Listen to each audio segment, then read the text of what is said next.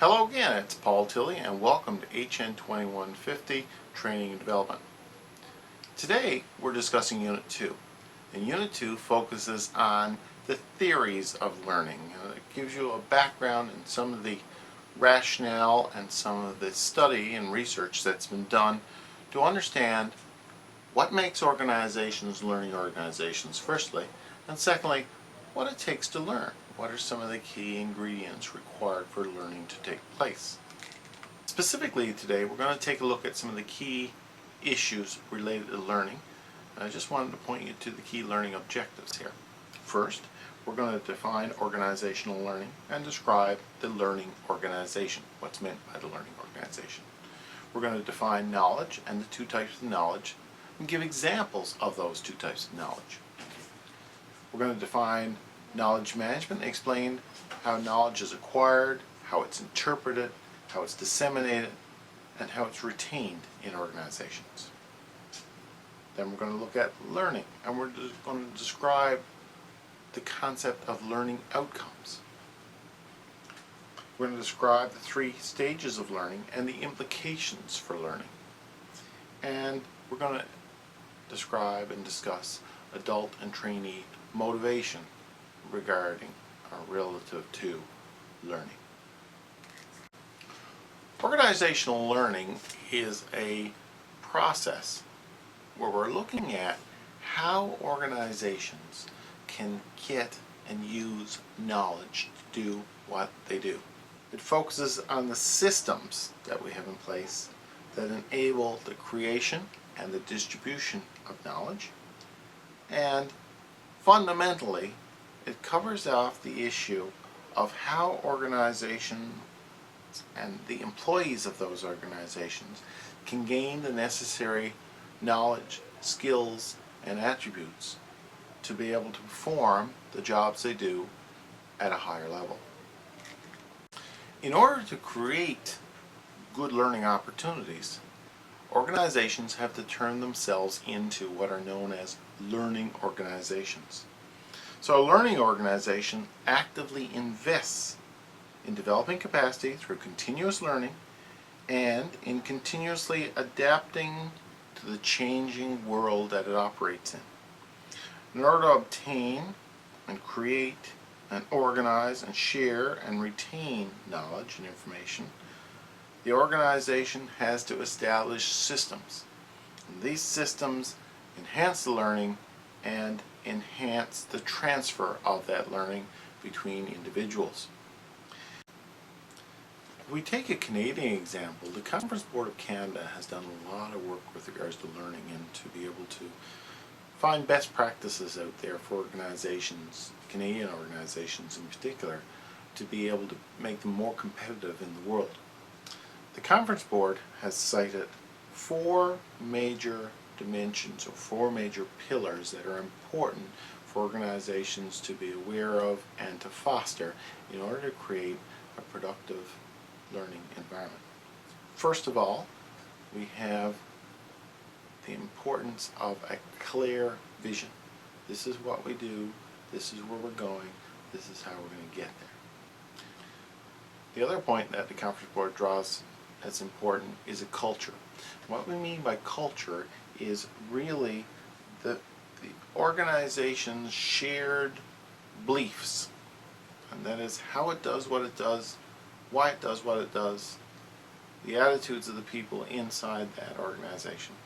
It's very important to have a very strong culture that supports risk-taking, trying things, internal entrepreneurship, and team building, and all of the things that come with risk. You can make mistakes, but they also come with great reward because people work together in special projects and special interests in order to help make the organization more innovative and more profitable, ultimately, is what it comes into.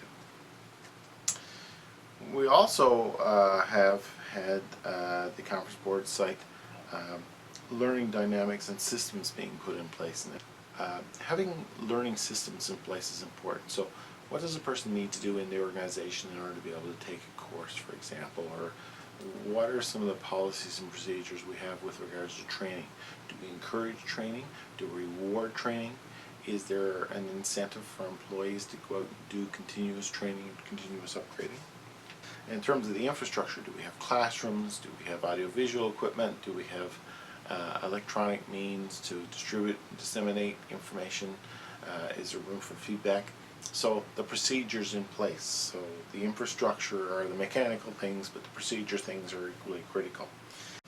This unit also develops the term knowledge organization. Now, a knowledge organization is an organization that focuses on using the techniques, the tools, and all of the procedures to encourage learning. And that learning builds knowledge. And hence, a knowledge organization is an organization where knowledge is actively sought, and it is encouraged, and it is facilitated by the processes and procedures that we have in place. There's really two kinds of knowledge. If we think about knowledge, there's explicit knowledge, first of all. And explicit knowledge is the easy one to find. It's stuff that's written down, books, websites, videos. These are all considered sources of explicit knowledge. It's stuff that you can tangibly point to and say, I read this book, I saw this video, I did this, and I learned that from that. So explicit knowledge is all the gear that you can physically see.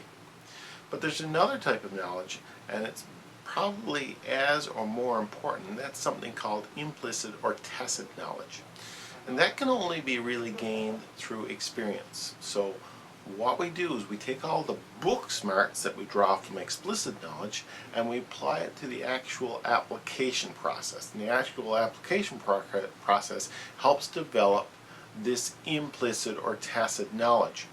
So people, for example, gain experience, learn the tricks of the trade, can do the work in such a way to make them more efficient.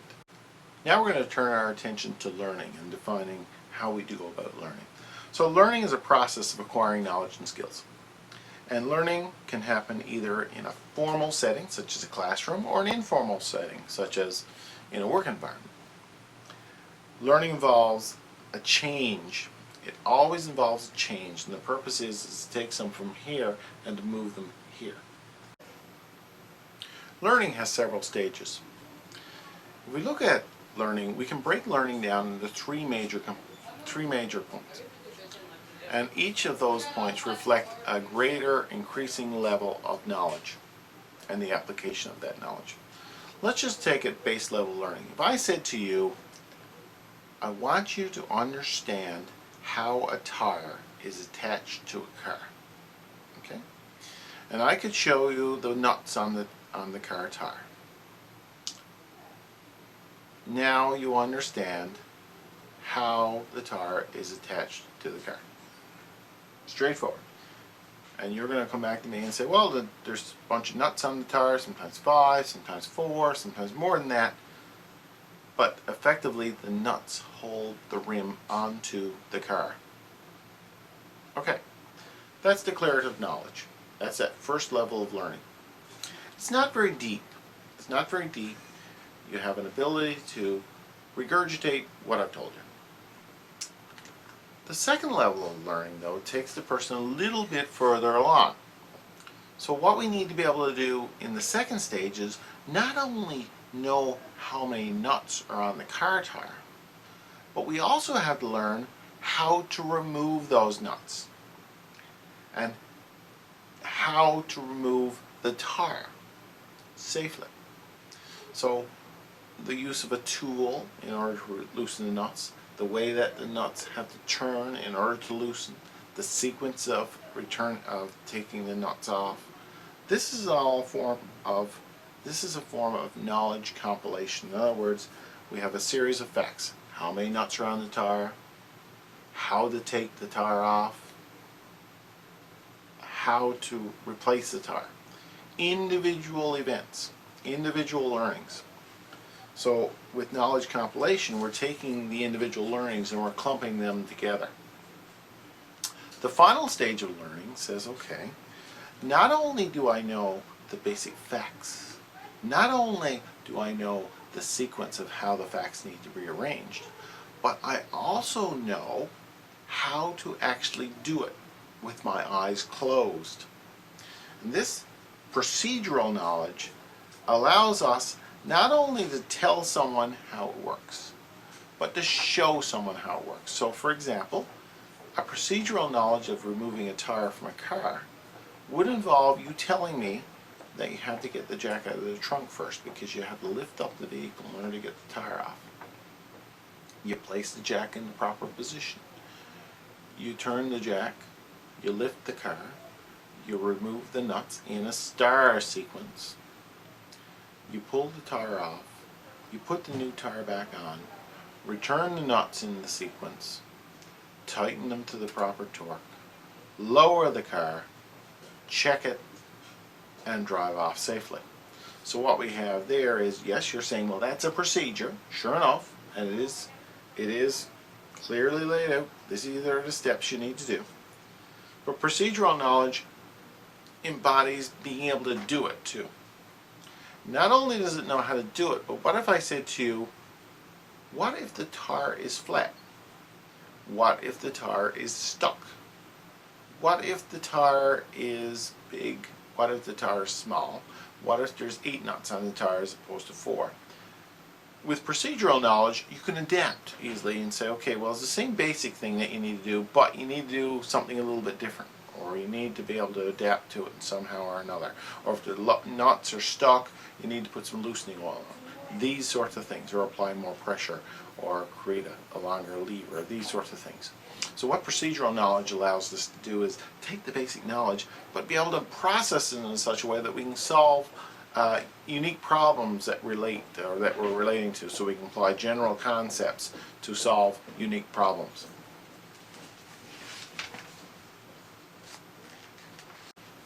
This unit also has you look at some theories, and I just want you to understand some of the basic theories related to training, learning, and motivation. One of the key theories that come up is something known as conditioning theory. Conditioning theory is a good example of a type of learning theory that is common in practice. What conditioning theory says is it looks at this issue in terms of reinforcement. Why do we do what we do? Conditioning says we do a lot of these things because we get reinforced on them. If we do something good, for example, and we get a positive reinforcement out of it, which is a pleasurable, glad to get reinforcement, we will probably do that positive thing again. So from a learning point of view, if someone does the right job and they get reinforced for it by a pat on the back or a thank you or something like that, the theory says that reinforces that behavior and someone will want to do it again. We also have a concept of negative reinforcement that's brought into conditioning theory. And what negative reinforcement does is it removes a stimulus to encourage us to change your behavior. People smoke, for example, and the positive reinforcement that comes out of smoking is the nicotine that our body craves. Now, if we remove the nicotine, if, for example, we made low or no nicotine cigarettes, people will be breathing in smoke. And we remove the thing that they're looking for. If we remove the thing that they're looking for in smoking, a lot of people would say, well, I'm not getting what I need doing this and I'm going to stop smoking. They might still want nicotine, no doubt, but probably smoking won't be their route to it. The other issue that we find in conditioning theory is the issue of punishment. One of the things that conditioning theory says is that we can stop a behavior by providing punishment. So we're applying an unpleasant stimulus. So for example, there's a wire over there, and if you touch it, you get a shock. So you go and touch it, you get a shock. That's punishing, especially if it's a sharp shock. The question is, we learn not to do it again. It won't take people very long to learn that that punishment, the application of a stimulus, unpleasant stimulus, says, hey, let's not do that again. Just think as a kid, how many times did you touch a hot stove? Probably once. Did you do it again? No. Again, reinforcement theory explains how and why that happens. In the work situation, normally we're dealing with adults. And how are adults different than children in terms of learning? Well, there's a couple things that we should be aware of. Adult learning theory helps explain some of the things that we should be aware of whenever we're providing training for adults. First of all, adults come with a lot more knowledge and experience, and we should be able to relate to them that knowledge and experience that they would probably have, for example, work experience, in terms of providing training. So if we can give people something they can relate to from their job experience, it will help the learning process. Adults also are not ones to take information lightly. They think about it. They question it. They need, and this is important, they need to know why. Why are we learning this?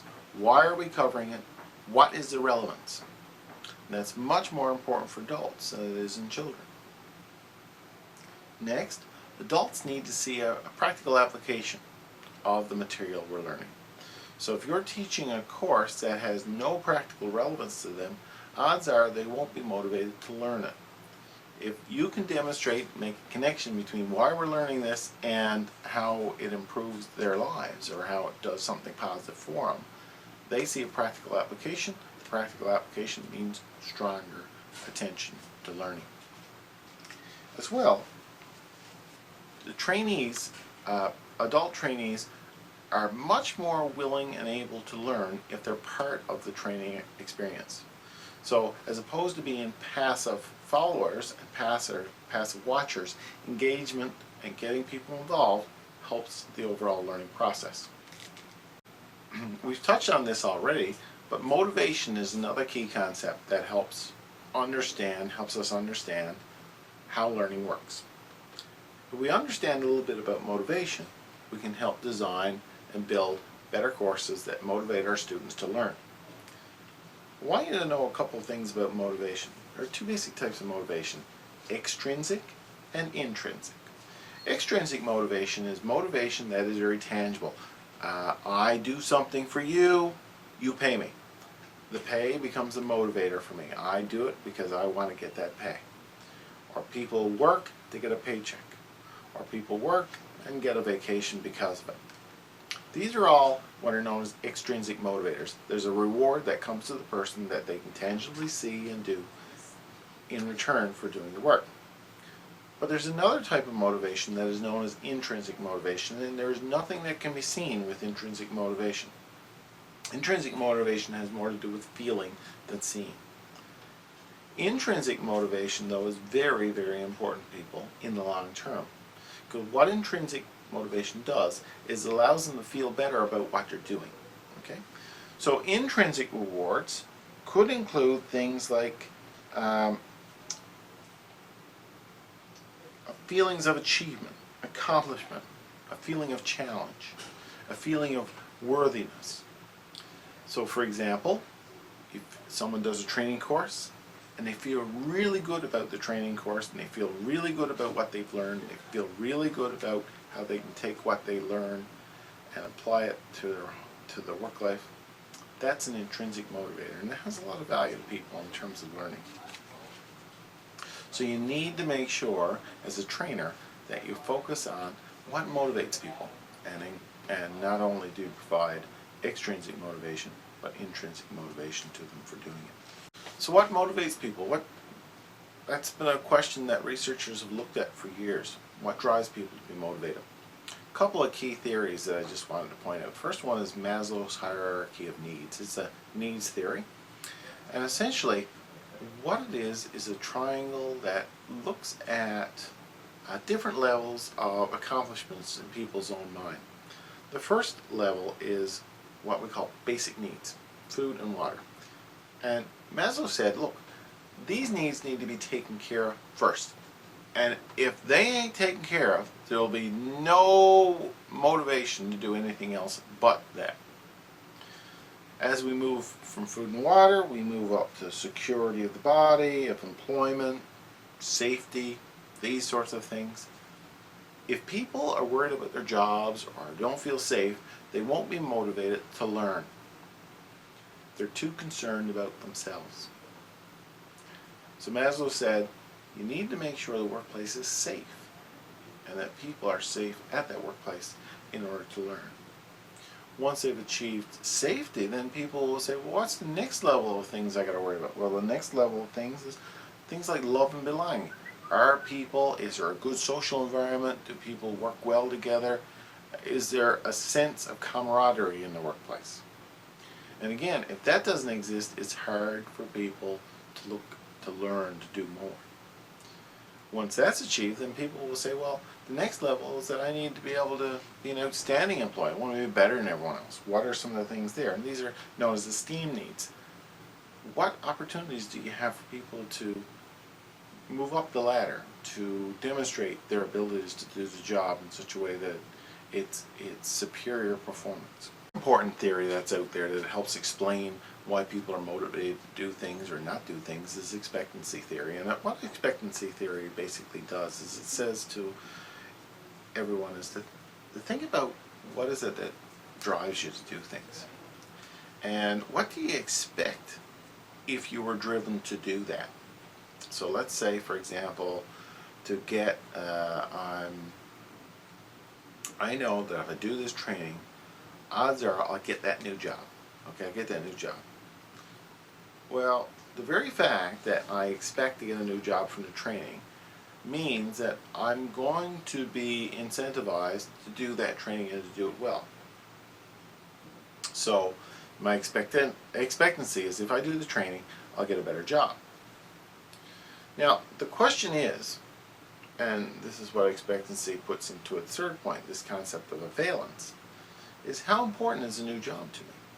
If it's really important to me, then that new job and the things I need to do in order to move towards that new job will be very, very important, because it's important for me to do this to get the new job so I can do what I want to do. If it's not so important to get that new job, I'm happy with the job I have. Expectancy theory says, well, you don't expect a lot if you were to do the training. If you don't expect a lot, and if you don't think what you plan, what potentially you get is important, then you're probably not going to be too motivated to do it. Finally, I wanted to look at the issue of goal setting theory. And goal setting theory is really just a theory that explains the importance of setting goals. If we set goals in our training, or goals in anything we do, it clearly lays out to people, and we have to communicate those goals, it clearly lays out to people, this is what happens if we do this. So if we are very clear in our goals, here's what we want to do.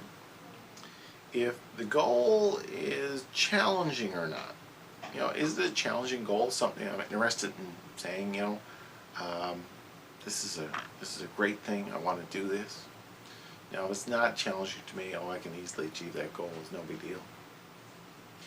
Well, the challenging goal is going to be much more motivating to me than a goal that's not so challenging. As well, goal setting, it's important to build commitment. Am I committed to that goal, or am I not? If I'm not committed to the goal, then the chances of me achieving it are remote. Feedback. If I'm going to work so hard, I better get some feedback.